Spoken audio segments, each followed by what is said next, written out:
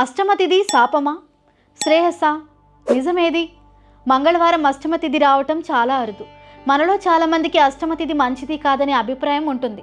కానీ అష్టమ వ్యాధి నాశినిగా పేర్కొంటారు. అంటే ఈ అష్టమ తిథి నాడు అనారోగ్యంతో వైద్యుడిని సంప్రదించిన, ఔషధాన్ని సేవించిన సత్వర ఫలితం కలుగుతుందని చరక సంహిత చెబుతోంది. మరి అష్టమి నాడు పుట్టిన కృష్ణుడు ఎందుకు అన్ని కష్టాలు అనుభవించాడు అనేది మరో సందేహం.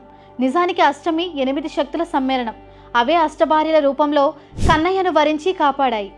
అలాగే అష్టమి తిథి దీర్ఘాయుష్ను ప్రసాదిస్తుంది అంటారు. ఎందరు రాక్షసులు మట్టు పెట్టాలని చూసినా నల్లనయ్య ఆయువు అష్టమ తిథి అంత గట్టిదైనందున శ్రీహరి చిద్విలాసంగా ఉండగా వారంతా హరి అన్నారు. ఒక్క అష్టమి అనే కాదు, ప్రతి తిథి మంచిదే. అయితే ఆ రోజును మనకు అనుగుణంగా మలుచుకుంటేనే అది సత్ఫలితాన్ని ఇస్తుంది. కృష్ణుడు చేసి చూపింది మనం అర్థం చేసుకుని ఆచరించాల్సింది ఇదే.